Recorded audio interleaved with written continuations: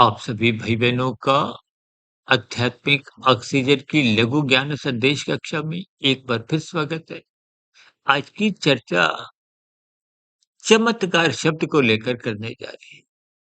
देखिए, संसार में एक राजसी मनुष्य चमत्कारों से जल्दी प्रभावित होता है और चमत्कार का अभिप्राय क्या है कि जैसे मानसून के दिनों में एक चमक होती है। चमकने का अभिप्राय देखिए एक विशेष प्रकार की राजसी स्थितियों से है, संसारी वैभवों से है। थे ना उसके सितारे तो चमक रहे हैं। ये चमकने की राजसी स्थितियां हैं, जबकि ज्ञान का संबंध सात्विक स्थितियों से है। आज ज्ञान की स्थितियां कमजोर होती जा रही और मनुष्य चमत्कारों से ही प्रभावित है। ये चमत्कार राजसी स्तर पर, भौतिक स्तर पर, इन सभी स्थितियों को मनुष्य अपने जीवन में विशेष स्तर पर भोगना चाहता है। देखिए, चमत्कार का अभिप्राय एक साधारण मनुष्य क्या लेता है कि बिना श्रम के मुझे उस उपलब्धि को मैं हासिल कर लूं। देखिए, जब आपके हमारे जीवन में जैसा-जैसा प्रारब्ध लिखा है, जैसे-जैसे प्रारब्ध का अभिप्राय जो-जो कर्म आपने हमने किए हैं, ये कर्मफल सिद्धांत की स्थितियाँ हैं। कर्म होने के बाद फल आना निश्चित है। अक्सर मनुष्य कभी-कभी देखिए जब निरंतर कुछ दुःख जीवन में बने रहते हैं, तो देखिए जगत ही दुखमय है, कम अधिक दुःख बने ही रहते हैं। देखिए, जो धनी मनुष्य हैं, जिन सुखों को आप पाना चाहते हो, उन सुखों को अन्य मनुष्य जो प्राप्त कर चुके हैं, दुःख तो उनके जीवन में भी। बड़े से बड़ा कोई उद्योगपति हो, दुःख उसके जीवन में भी। फ़िल्मी जगत का सुपरस्टार हो, दुःख उसके जीवन में भी है।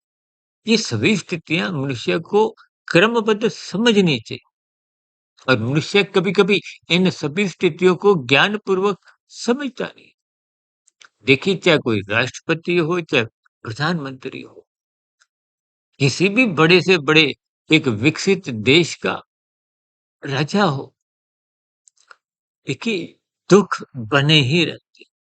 इसीलिए भगवान श्री कृष्ण जी ने इस जगत को ही दुःखलय शब्द से संबोधित किया है। इस जगत को दुःखलय शब्द कहने का अभिप्राय यहाँ दुःख बने रहते और हम तो बार-बार कहते हैं, सुख मिनटों के हिसाब से आते हैं, घंटों के हिसाब से आते हैं, कुछ दिनों के हिसाब से आते हैं, कि दुःख ये तो महीनों के हिसाब से आते हैं, सालों के हिसाब से आते हैं, जीवन भर भी दुःख बने रहते हैं। वैसे भी देखिए, जब सुख निरंतर बने रहते हैं, अब ऐसे कितने मनुष्य हैं जिनका उठना-बैठना, खाना-पीना, जीवन 5 सितारा होटलों में, 7 सितारा होटलों में भी, फिर भी वो तो देखिए उनको सुखों को भोगने की एक एक स्वभाव सा बन गया है। जब स्वभाव बन जाता है तो फिर वो सुख सुख रहते नहीं, तो एक दिनचर्या का हिस्सा बन जाता है। देखिए, ये सूक्ष्म स्थितियाँ आपको ज्ञानपूर्वक समझनी चाहिए। इसलिए हम बार-बार कहते हैं, यथार्थ ज्ञान को समझो, अपने 3 शरीरों को समझो, प्रकृति की व्यवस्था को समझो, आत्मा परमात्मा के एक जो एक चेतन, परम चेतन सत्ता है, इनका एक संबंध समझो। आत्मा ज्ञान स्वरूप है, परमात्मा ही आनंद स्वरूप सत्ता है। बिना परमात्मा की सम्मुखता पाए आप और हम कभी भी देखिए सुख का अभिप्राय कोई ऐसा नहीं कि दुःख रहित स्थिति है।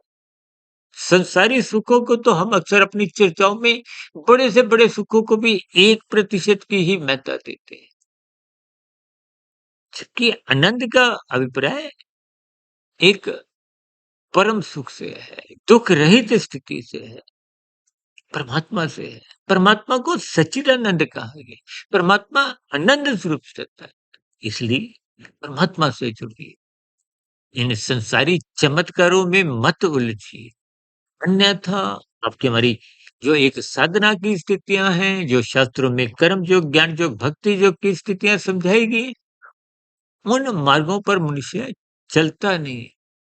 इसलिए मेरी आप सभी भाई-बहनों से विनती है कि जीवन में चमत्कारों से प्रभावित ना हो तो अपने जीवन की महत्ता समझिए, यथार्थ ज्ञान लीजिए और मिले हुए जीवन में साधना करते हुए मायातीत मोक्ष की स्थिति को प्राप्त हो।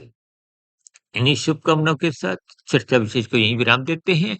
फिर मिलते हैं किसी नई चर्चा के साथ शॉर्ट्स की वीडियो में, शाम की सर्व कल्याण वृक्ष की प्रश्नोत्तर ज्ञान कक्षा में और सुबह ब्रह्म मुहूर्त ज्ञान उपदेश कक्षा में किसी गंभीर विषय के साथ। इन सभी स्थितियों पर आप चिंतन करें। चर्चा विशेष को सुनने के लिए आप सभी भाई-बहनों का बहुत-बहुत धन्यवाद।